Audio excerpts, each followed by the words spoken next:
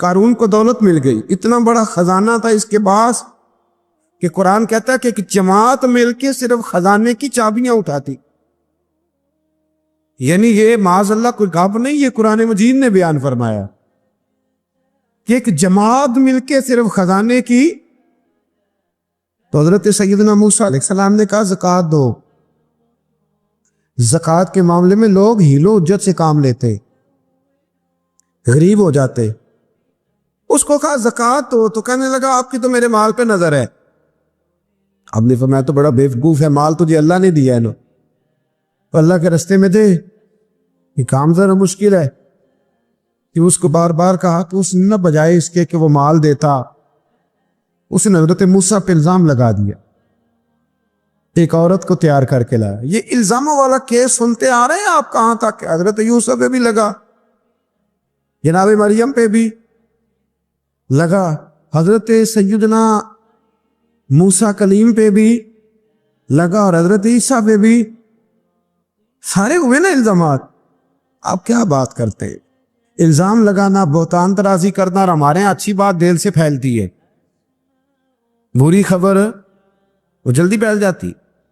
ایک عورت کو تیار کر کے لایا معاذ اللہ تعالیٰ حضرت موسیٰ پر الزام لگانے کے لیے، اور جب وہ بی بی آپ کے سامنے لا کے کھڑی کی تو حضرت موسیٰ نے جلال فرمایا تجھے قسم ہے اللہ کی عزت کی، سچ سچ بتا معاملہ کیا ہے. تو وہ خاتون کانپنے لگی، کہنے لگی میں موسیٰ کلیم کے سامنے کیسے کھڑی ہو سکتی، مجھے تو اس نے پیسے دے کے تیار کیا، اس نے مجھے پیسے دے کے تیار کیا، اور بڑی اس نے مجھے تکلیف دی ہے. یہ جب کہا تو حضرت موسیٰ علیہ السلام رونے لگے کہ تو سارا کچھ کرتا پر میری سفید چادر پہ داغ تو نہ لگانے کی کوشش کر. آپ رونے لگے. آپ یقین کریں لوگ تکلیف دیتے ہیں بعضوں کا، ایسی بات کرتے ہیں جس کا کوئی وجود نہیں ہوتا. تو یہ کچھ لوگ کر دیتے ہیں لیکن وہ سمجھتے نہیں، کہتے ہیں آپ حوصلہ کریں آپ درویش ہیں. حضرت موسیٰ سے بڑا درویش کون ہوگا؟ کلیم تھے نا اللہ کے، بڑا جگرا ہے نا. لیکن رو پڑے، کہنے لگے تجھے ایسا نہیں کرنا چاہیے، کہنے لگے اللہ اب اسے سزا دے. تو رب کریم نے اس کے سارا ساز و سامان سمیت اسے زمین میں دھنسا دیا، وہ زمین میں غرق ہو گیا اپنے خزانے سمیت.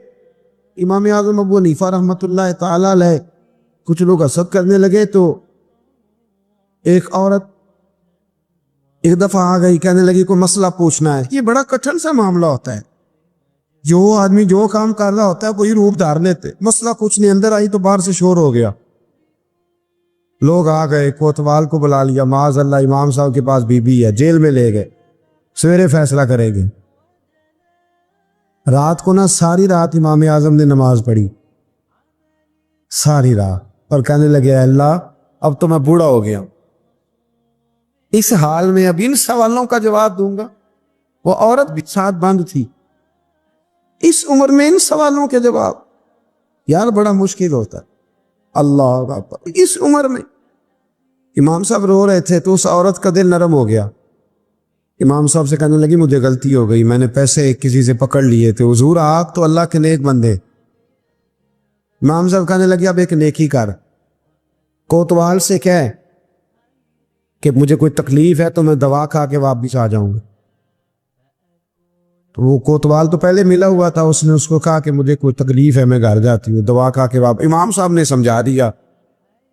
وہ گئی تو جو برقع اس نے پہنا ہوا تھا نا نقاب ساری عورتیں، وہ جا کے نا اس نے امام صاحب کی بیوی کو دیا. امام صاحب نے اس کو سمجھا کے بھیجا تھا. وہ برقع گھر لے گئی اور جا کے زوجہ کو ساری بات سنائی. وہ دوائی کھانے گھر چلی گئی اور زوجہ برقع پہن کے تھانے آ گئی. سویرے قاضی کے سامنے بھیج ہوئے تو کہنے لگا جی آپ اتنے بزرگ ہو کے عالم ہو کے بیوی کے ساتھ اکیلے. فرمایا میری بیوی ہے تو میں نے اکیلے ہی ہونا تھا اس کے ساتھ، اور کس نے ہونا تھا؟ جناب آپ کی بیوی. فرمایا بلاؤ میرے سسر کو، اور بلاؤ محلے کی 10-12 عورتوں کو بھی دیکھ لے. انہوں نے دیکھا تو امام صاحب کی بیوی نکل آئی. وہ جتنے تھے نا الزام لگانے والے وہ اب غور سے دیکھ رہے تھے. تو ایک کہنے لگا امام صاحب سے یہ کیا ہوا؟ فرمایا قرآن ہے وَتُعِزُّ مَن تَشَاءُ وَتُذِلُّ مَن تَشَاءُ. یہ قرآن ہے، ہونا کیا تھا؟ رب نے اپنا وعدہ سچا کر کے دکھایا ہے. تو اس نے بھی الزام لگایا، پھر سزا یہ ملی کہ وہ ہمیشہ کے لیے زمین میں دھنستا۔ دولت کون دیتا ہے؟ اللہ دیتا ہے نا، تو اگر اللہ کہے تھوڑی سی واپس بھی کرو، بندیاں دے خرچے بات جاندے دے، تھوڑی سی واپس مانگ لے تو ہاتھ تنگ ہو جاتا ہے۔ کہ خاتون نے ایک دفعہ مجھے پیغام دیا تو میں بڑی اس کی بات سن کے مجھے عجیب لگا۔ وہ کہنے لگی کہ دوسری جگہ میری شادی ہوئی ہے، مجھے طلاق ہو گئی تھی، تو مجھے ایک تانا روز سننے کو ملتا ہے، تو اتنی اچھی ہوتی تو وہاں نہ رہ لیتی۔ بھئی یہ کوئی تانے والی بات ہے؟ کو ضروری ہے کہ بیوی غلط ہوتی ہے تو طلاق ہوتی ہے؟ اللہ کے محبوب علیہ السلام کی 2 صاحبزادیوں کو ابو لہب کے 2 بیٹوں نے طلاق بھیج دی تھی، کس کی غلطی تھی؟ تو آپ کیا کہہ سکتے ہیں یہاں کیوں طلاق؟ تو اتنی جلدی بات تھوڑی کر دیں گے آپ، تھوڑی احتیاط فرمائیں بولنے۔ حضرت عبداللہ ابن عباس فرماتے ہیں میرے نبی پاک علیہ السلام نے میری تربیت فرمائی، اور محبوب پاک علیہ السلام نے فرمایا عبداللہ یاد رکھنا، یہ نوجوان دوست میری بات لکھ لیں، پریشان لوگ میری بات لکھ لیں، جن کے پاس قوت فیصلہ نہیں وہ اس بات کو لکھ لیں۔ حضرت عبداللہ ابن عباس فرماتے ہیں میرے نبی پاک علیہ السلام نے مجھ سے فرمایا تھا عبداللہ سن، اگر ساری دنیا مل کے تیرا کوئی نفع کرنا چاہے، کر نہیں سکتی جب تک میرے رب کی رضا نہ ہو، اور فرمایا ساری دنیا مل کے تیرا کچھ بگاڑنا چاہے تو عبداللہ بگاڑ نہیں سکتی جب تک رب کریم کی حکمت کا تقاضا نہ ہو۔ لوگوں سے ڈرنا، لوگوں کی طرف دیکھنا، ماحول دیکھ کے اپنے راہ کا تعین کرنا، ہر بندے کے خیالات کے مطابق ڈھلنے کی کوشش کرنا، فلانا نہ ناراض ہو جائے، فلانا نہ ناراض ہو جائے، وہ جس نے ہونا ہو جائے، بس رب رسول ناراض نہ ہو۔ اپنی زندگی میں اپنے مالک کو مولا جان کے، بل اللہ مولاکم، اللہ تمہارا مولا ہے، وَهُوَ خَيْرُ النَّاصِرِينَ، وہ بہترین مددگار ہے۔ توجہ جب بھی کریں رب کی جانب کریں، اپنے دل کا قبلہ درست رکھیں، سوچوں کے زاویے سیدھے رکھیں۔ میرے بھائی مالک جب بندوبست کر دے نا، جب مالک بندوبست کر دے، پھر ایسا بندوبست کرتا ہے کہ لوگوں کے پاس نا چارہ نہیں رہتا۔ حضرت مریم رضی اللہ تعالی عنہا پاک باز تھی، مسجد میں رہی تھی، پر مالک کی حکمت کے تقاضے بڑے عجیب ہے نا۔ پھر جناب مریم کو اللہ تعالیٰ نے بغیر شوہر کے اولاد عطا کر دی۔ یہ بات ہی ایسی تھی، کسی نے کہا تھا کہ مخلوق تو فنکار ہے اس درجہ کے پل بھر میں سنگے در کعبہ سے بھی اصنام تراشے، تم کون ہو کیا چیز ہے داغے کبابی، لوگوں نے تو مریم پہ بھی الزام تراشے۔ تو لوگوں نے کہا کدھر سے لے آئی بچہ، تیرا باپ تو ایسا نہیں تھا، کہاں سے لے آئی؟ اللہ کرے میں آپ کو سمجھا سکوں، ذرا اپنے آپ کو وہاں کھڑا کریں کہ ایک پاک باز عورت، پاک باپ کی بیٹی، طیب ماں کی بیٹی، اور اللہ کے گھر میں پرورش پانے والی خاتون، ایک وہ وقت اور ایک یہ وقت کہ اس عورت کو کٹہرے میں کھڑا کر کے پوچھا جا رہا ہے کہ معاذ اللہ تیری گود میں بچہ جائز نہیں ہے، کہاں سے لائی ہے؟ اب خود سے صفائیاں بندہ کتنی کو دے، کتنی کو وضاحتیں کرے۔ اور میں نے تو اپنی زندگی میں دیکھا ہے زیادہ وضاحت دینے والے کو بھی لوگ جھوٹا سمجھنے لگ جاتے ہیں، زیادہ وضاحت دینے پر بھی لوگ کمزوری کا اظہار سمجھتے ہیں کہ کمزور پڑ گئے۔ آپ صلح کی کوشش کرتے ہیں، سامنے والا بزدل سمجھ لیتا ہے، زیادہ وضاحتیں بھی کمزور کر دیتی ہیں۔ اب حضرت مریم کو کٹہرے میں کھڑا کر کے کہا بچہ کس کا ہے؟ تو پھر خدا بندوبست جب کرے، اللہ جب مددگار ہو، تو پھر حضرت مریم کی گواہی درختوں سے نہیں دلوائی، اس نے پتوں سے نہیں دلوائی، پھر فرشتے نہیں بھیجے۔ حضرت مریم کہنے لگی مجھ سے نہ پوچھو، وہ جو پنگوڑے میں ہے اسی سے پوچھ لو، ان سے پوچھو نا، وہ کون ہے پوچھ لو، ان سے کر لو سوال۔ انہوں نے کہا پنگوڑے میں چند دنوں کا بچہ یہ جواب دے گا؟ مددگار تھا رب،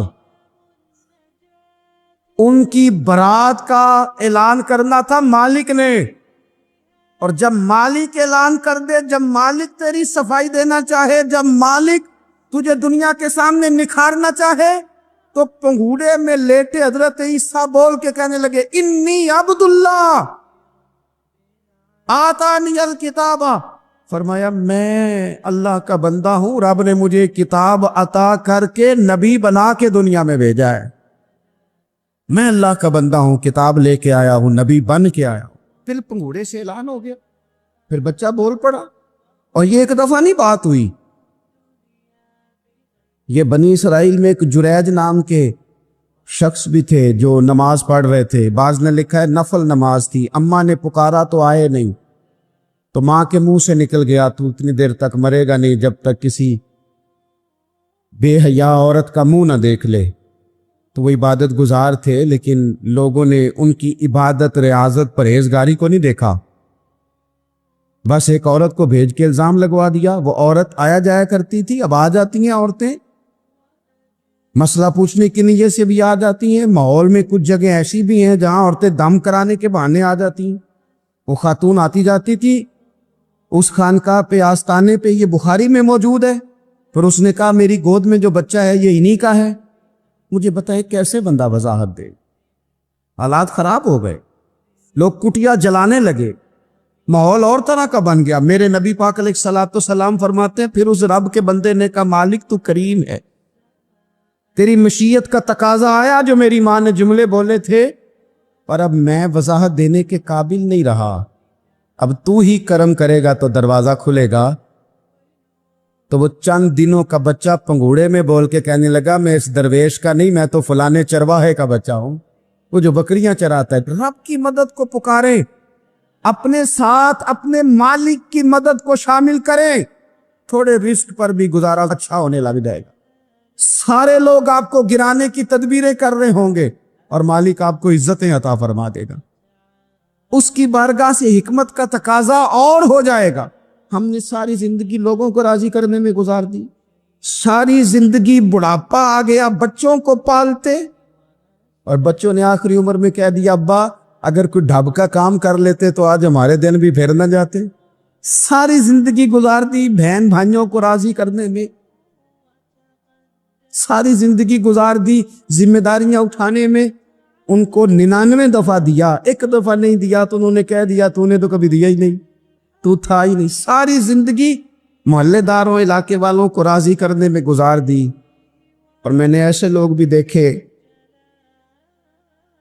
دین کے لیے وقت گزارا، لیکن جب بڑھاپے میں دانت کام نہ کرتے تھے تو وقت کے مفتیوں کو بھی مسجدوں کی کمیٹیوں نے کہہ دیا اب آپ کی سمجھ نہیں آتی، ہم نے خطیب کو یور رکھنا ہے، نہ دیکھو دنیا کی طرف، دنیا رلا دیتی ہے، نہ راضی کرو بندوں کو، بندے تھکا دیتے، نہ پیچھے بھاگو ہر وقت دنیا داروں کے، یہ انسان کو کمزور کر دیتے ہیں۔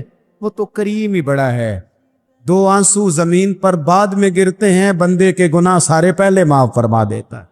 اللہ کی مدد کا حصول، اپنے مالک کی مدد کی طرف بڑھنا، آپ کو بدر کی جنگ بھی یہی درس دے گی، آپ کو احد کا میدان بھی یہی سبق دے گا، فتح مکہ بھی یہی سبق دے گا۔ میرے دوستو، جب رب مدد فرمائے، جب اللہ مددگار بنے، دوستوں سے ایک بات اکثر کرتا ہوں،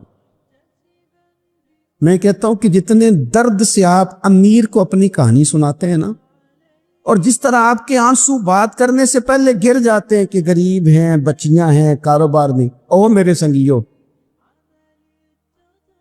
اس سے آدھے آنسو اپنے رب کی بارگاہ میں بکھیرو،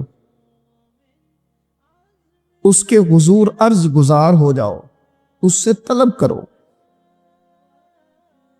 ایک وقت انسان پر زندگی میں ایسا آتا ہے کہ اسے یوں محسوس ہوتا ہے کہ میرا سایہ بھی ذرا سا پیچھے ہٹ گیا ہے، اسے یوں لگتا ہے کہ میں کسی سہارے پہ ہاتھ ڈالتا ہوں تو وہ بھاگ جاتا ہے مجھ سے، لیکن مالک کی بارگاہ ایسی عظیم بارگاہ ہے، رب رسول کے آستانے اتنے بڑے ہیں کہ آپ جب وہاں کشکولے طلب دراز کرتے ہیں تو جھولی پھیلانے میں دیر لگتی ہے، ان کو بھرنے میں تو کوئی دیر نہیں لگتی۔ ہم نے اپنا سوچ کا قبلہ ہی دنیا کو بنا لیا ہے۔ یہ جو اللہ والوں کی مدد ہے یہ تو ہے نہیں، اللہ ہی کی مدد ہے۔ لیکن یہ جو سیٹھوں کی طرف توجہ کرنا، نوابوں کی طرف توجہ کرنا، دنیا داروں کی طرف توجہ کرنا اور اپنا مزاج اس طرح کا بنا لینا، یارو گردن کو جھکا دیتا ہے خیرات کا پتھر، جہاں میں مانگنے والوں کے سر کبھی اونچے نہیں ہوتے۔ اور اقبال کہتے ہیں غیرت ہے بڑی چیز جہانے تگ و دو میں، پہناتی ہے یہ فقر کو تاج سردارا۔ میں عرض کروں گا کہ اپنی آپ جب توجہ کا قبلہ اللہ رسول کو بنائیں گے تو رب فرماتے ہیں وَيَرْزُقْهُ مِنْ حَيْثُ لَا يَحْتَسِبُ، میں نہ تجھے وہاں سے رزق دوں گا جہاں سے کبھی تیرا گمان بھی نہیں گیا ہوگا، یہاں سے بھی مل سکتا ہے، تو نے سوچا بھی نہیں ہوگا۔ بخاری شریف میں حدیث ہے، حضرت جابر ابن عبداللہ فرماتے ہیں نبی پاک صلی اللہ علیہ وسلم نے 300 لوگوں کا ایک لشکر روانہ کیا کسی مہم کے لیے، کسی جہاد کے لیے۔ حضرت ابو عبیدہ بن جراح رضی اللہ تعالیٰ عنہ امیر لشکر تھے۔ فرماتے غربت اتنی زیادہ تھی، بھوک اتنی زیادہ تھی کہ ایک ایک کھجور دن میں ایک وقت کھانے کو ملتی تھی، اور کچھ دن ایسے آئے کہ اب کھجور بھی نہیں مل رہی۔ فرماتے اتنی زیادہ بھوک لگی مجاہدین کو 300 بندہ پتے کھا کے گزارا ہونے لگے۔ یہ بخاری میں موجود ہے۔ آپ فرماتے کہ دریا کے کنارے ہمارا پڑاؤ تھا، ٹھہراؤ تھا، جب بھوک سے نڈھال ہو گئے نا وَيَرْزُقْهُ مِنْ حَيْثُ لَا يَحْتَسِبُ، اللہ وہاں سے روزی دیتا ہے، گمان بھی نہیں ہوتا۔ فرماتے ہیں ایک مچھلی اللہ تعالیٰ نے دریا کے کنارے بھیجی، فرماتے ہیں وہ تھی تو مچھلی پر پہاڑ جتنی تھی۔ بخاری میں لفظ ہیں، حضرت جابر ابن عبداللہ رضی اللہ تعالیٰ عنہ فرماتے ہیں 300 آدمی 18 دن تک اس مچھلی کو کھاتے رہے، مچھلی ختم ہی نہیں ہوئی۔ مچھلیاں نہیں، مچھلی کہتے ہیں 18 دن 300 بندہ کھاتا رہا، مچھلی ختم ہی نہیں ہوئی۔ اور فرماتے ہیں کہ اس کی ہڈی نکال کے، کانٹا کہیں گے آپ اپنی زبان میں، کہتے ہیں وہ نکال کے نا تو اس کو کھڑا کیا نا جب، تو اونٹ کجاوے سمیت اس کے بیچ سے گزر جاتا تھا، 2 اس کے کانٹے جوڑے۔ فرماتے ہیں وہ اس کا گوشت ہم کھاتے تھے اور اس کی چربی بطور تیل کے ہم جسموں پہ ملتے تھے، بیماروں کو اس سے سکون آتا تھا، تندرستی شفا ہوتی۔ فرماتے ہیں ہم کھایا بھی ہم نے، اور کچھ لے کے ہم مدینے بھی گئے، اور قربان جائیں نبی پاک نے بھی اس میں سے کھایا۔ ہم نے عرض کی حضور یہ معاملہ کیا ہے، یہ ماجرا کیا ہے؟ تو محبوب نے فرمایا تمہارے پاس غذا نہیں تھی، رب نے تمہارے لیے بندوبست کیا ہے، اللہ نے تمہیں دیا ہے۔ مکان شروع کر لیا، ایک صاحب نے مکان بنانے لگے، آپ وہ حساب لگا رہے ہیں، کہتے ہیں میرے پاس اتنے پیسے ہیں، اتنے میں نے فلانے دوست سے کہنا ہے اس نے دے دینے، اتنے فلانے رشتہ دار سے کہنا ہے اس نے دے دینے، اتنے فلانے سے کہنا ہے اس نے دے دینے۔ یہ ساری کاپی بنا کے مکان شروع کر لیا۔ جو روز کہتا تھا نا کوئی حکم ہو جاتے 10 سب سے پہلے اس کو کہا میاں پیسے چاہیے دین، وہ کہندا ہو کل ہی منڈا ٹوریا ہے، کہدے تو پرسوں 10 داتے لب جانے سن۔ میں آپ کو اپنے تجربے کی بات بتا رہا ہوں۔ یہ لوگوں کا خیال ہوتا ہے نا کہ آپ سٹارٹ کریں فلانا کام، ہم آپ کے ساتھ ہیں، اللہ کا ہی کوئی نظام ہے، وہ بالکل بھی نہیں ساتھ ہوتے۔ لیکن ایسا نہیں ہے کہ کوئی ساتھ نہیں ہوتا، اللہ تعالیٰ بڑے اسباب پیدا کرتا ہے، وہاں سے دیتا ہے جہاں سے گمان بھی۔ ہمارا یہ ذہن بن جاتا ہے ہم ساری اپنے حساب سے چلتے، اتنے رشتہ داروں سے، اتنے کون آپ کے ساتھ چلے گا، سوال ہی نہیں پیدا ہوتا۔ یہ سارے کام چھوڑ کے سب سے پہلے 2 رکعتیں پڑھو، اپنے رب کی بارگاہ میں، رسول کائنات کی بارگاہ میں گزارشات اور استغاثے پیش کرو، وہاں سے خیر طلب کرو۔ دنیا دار کیا دیں گے، کیا دے سکتے ہیں، کیا حیثیت ہوتی ہے کسی؟ اللہ کہتا ہے وہاں سے دوں گا۔ تو جو اللہ مال دے وہ لینا چاہیے کہ رشتہ داروں کا مال دیکھنا چاہیے؟ جو اللہ دے وہ لینا چاہیے کہ سیٹھوں نوابوں کی جیبیں دیکھنی چاہیے؟ جو اللہ دے وہ قبول کرنا چاہیے یا دیکھنا چاہیے کون سا آدمی کہاں پہنچ گیا؟ چھوڑو، اپنی مٹی پہ چلنے کا سلیقہ سیکھو۔ کسی کے سنگ مرمر پہ چلو گے تو پھسل جاؤ گے۔ مدد اللہ سے چاہیں، اپنی توجہات کا مرکز رب رسول کی ذات کو بنائیں، پھر آپ محسوس کریں گے کہ بڑی جلدی اللہ تعالیٰ کی مدد آنے لگی ہے۔ کبھی آپ صرف کہہ دیں نا میرا رب میرے ساتھ ہے، اس لفظ میں اتنی طاقت ہے کہ دشمن ویسے زہر ہو جاتا ہے۔ زندگی میں کسی سے بھی لڑائی ہو تو اچھی طرح سوچ لیں کہ اللہ اس طرف ہے یا اس طرف ہے. اگر آپ زیادتی پہ ہیں تو پھر رب مظلوم کی جانب ہے. اگر اللہ کی مدد آپ کے ساتھ ہے تو دنیا کی کوئی طاقت آپ کو گرا نہیں سکتی. اور اگر آپ مظلوم کے مقابلے میں ظالم بن کے آپ کھڑے ہو گئے ہیں اور آپ نے رویہ وہ اختیار کیا ہے کہ جس میں مدد نہیں آئے گی، تو پھر یاد رکھ لیں کہ آپ کوئی بھی ہیں، کہاں بھی ہیں، آپ کمزور ہیں.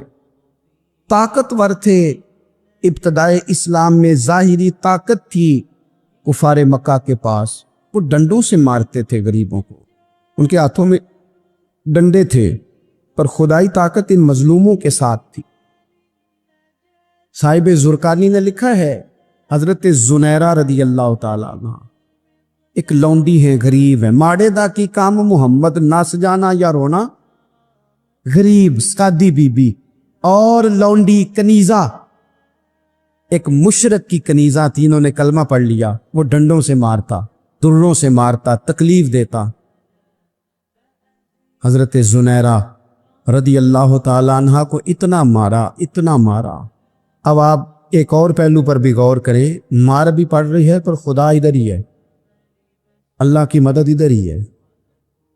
رب کہتا ہے کہ پہلے تو صبر کرنا، ان اللہ مع الصابرین، تو صبر کرے گا تو پھر رب کی معیت ملے گی. ذرا ٹھہرنا، تو تھوڑا ڈٹنا. ان الذین قالوا ربنا اللہ ثم استقاموا تتنزل علیہم الملائکہ، تو کہے اللہ میرا رب ہے، پھر تو پہلے ڈٹ، پہلے تو نے ڈٹنا ہے. ثم استقاموا، جو ڈٹ گیا، تتنزل علیہم الملائکہ، ڈٹنے والے کے لیے مدد آتی. پہلے تھوڑا ٹھہرنا پڑتا ہے، پہلے تھوڑا صبر کرنا پڑتا ہے، حوصلہ کرنا پڑتا، اس کے بعد مدد آتی. مار پڑ رہی ہے، مارا جا رہا ہے. حضرت زنیرہ کو ان کا مالک جو ہے ظاہری آقا وہ مار رہا ہے، یہ کنیزہ ہے، اتنا مارا، اتنا مارا، ان کی بینائی چلی گئی، نظر آنا بند ہو گیا. ابو جہل آیا اور کہنے لگا زنیرہ دیکھا نا ہمارے بت تیری آنکھیں لے گئے، معاذ اللہ، لات و منات ہمارے بتوں نے تجھے اندھا کر دیا. اب ایسا نہیں ہے کہ بی بی روتی جا رہی ہے، روتی جا رہی ہے، مایوسی مایوسی، معاذ اللہ، پریشانی، غریبی بڑی ہے، پوچھنے والا کوئی نہیں، یہ باتیں نہیں. کیا جملے ہیں خاتون کے، کیا لفظ ہیں. ابو جال نے تنزیہ کہا، معاذ اللہ، کہنے لگا دیکھا نا ہمارے بتوں نے تجھے اندھا کر دیا. تو جناب زنیرہ آنکھوں کی بینائی گئی ہے، رات کو گئی ہے، دکھ ابھی تازہ ہے، لیکن اللہ پہ جو توکل ہے، اپنے مالک سے جو رشتہ ہے، وہ اتنا مضبوط ہے، اتنا طاقتور ہے، اس میں اتنی گہرائی ہے کہ حضرت زنیرہ بول کے نا اتنی قوت سے بولی، اتنی طاقت سے بولی کہ پورے کفر پر لرزہ طاری ہو گیا. فرمانے لگی تمہارے پتوں کی کیا اوقات ہے کہ میری بینائی لے جائیں، یہ میری رب کی حکمت کا تقاضا ہے.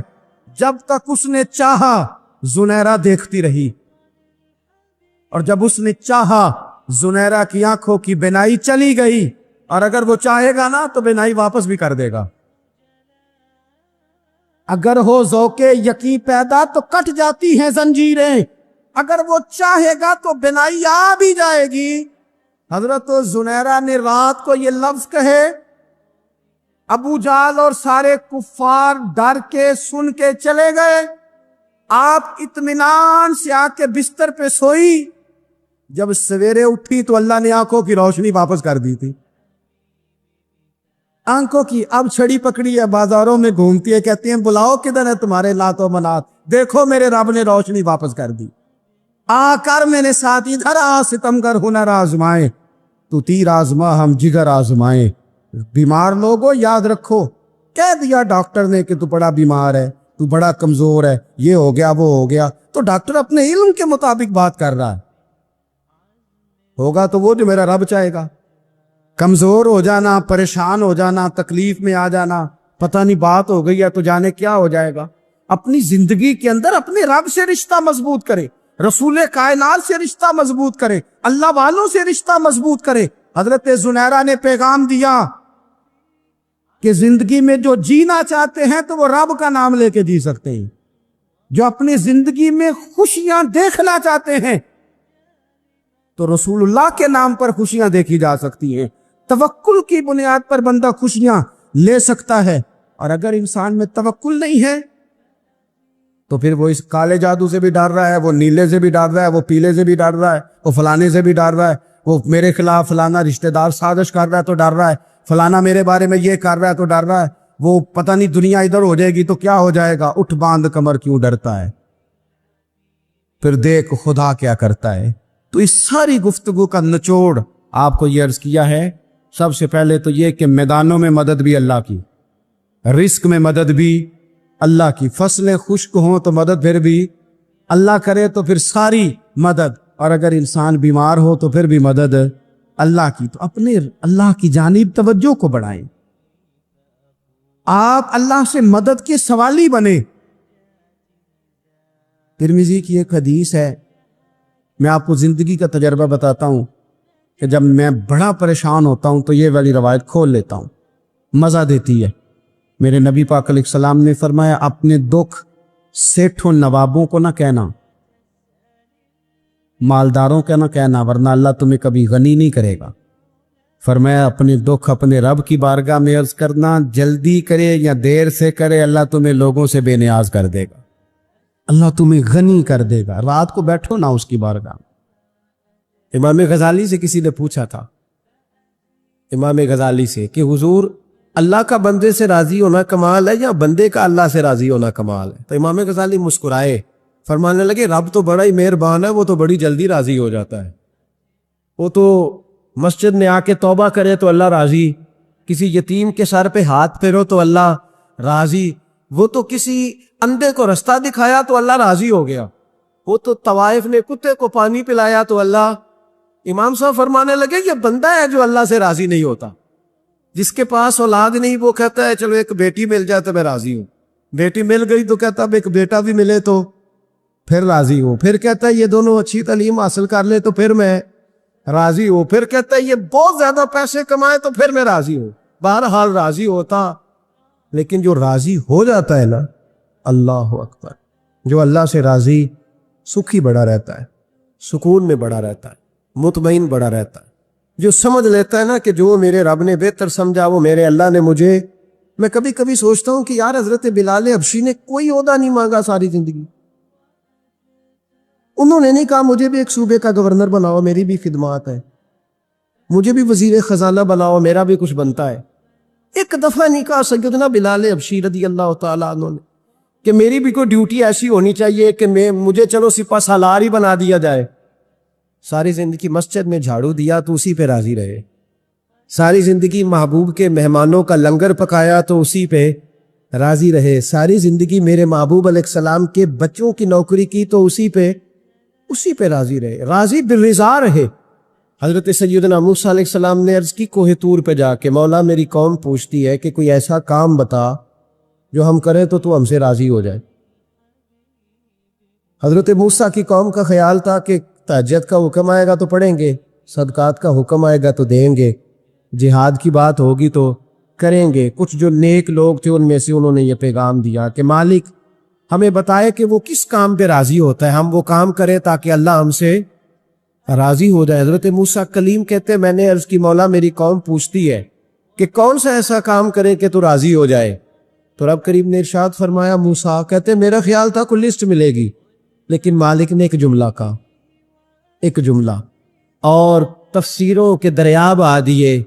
عرش کے مالک نے فرمایا موسیٰ ان سے کہو جا کے کہ وہ مجھ سے راضی ہو جائے, میں ان سے راضی ہو جاؤں گا, مجھ سے راضی ہو جائے. بندے اللہ سے راضی پھر راضی ہوتے, اللہ کی رضا پہ راضی رہیں, مالک کے فیصلوں میں اپنے دل میں کوئی بوجھ محسوس نہ کریں, اپنی زندگی اللہ کے فیصلوں. دیکھیں نا, جو ماں باپ اللہ نے بڑے اچھے سمجھے وہ ہمارے لیے پسند کی, وہ اللہ نے ہمارے لیے جو اس نے ہمارے حق میں بڑے, جو بہن بھائی, اللہ کرے آپ کو سمجھ آئے, جو بہن بھائی اس نے ہمارے حق میں بڑے اچھے سمجھے وہی بہن بھائی اس نے ہمیں عطا کیے. جس بیوی کو اس نے ہمارے گھر کے گلشن میں بہتر سمجھا اس کو لا کے اس نے ہمارے آنگن میں بٹھایا, اور جو اولاد اس نے ہمارے لیے باعث افتخار سمجھی، وہ اولاد اس نے ہمیں عطا فرمائی۔ حضرت نوح علیہ السلام کا بیٹا کافر ہو گیا، پر کسی جگہ انہوں نے شکوہ نہیں کیا کہ مالک یہ کافر کیوں ہوا۔ اللہ کے قبضے میں ہے نا دل، پھیر سکتے ہیں نا، مقلب القلوب ہے، لیکن حضرت نوح نے دعا اللہ کی رضا پر راضی رہے، سمجھو کہ میرے حق میں جو بہتر تھا مالک نے وہ چیز مجھے عطا کر دی۔ ہم کے سوچتے ہی نہیں کہ ہمیں نہیں پتا ہمارے حق میں بہتر کیا ہے، ہمارے رب کو پتا ہے۔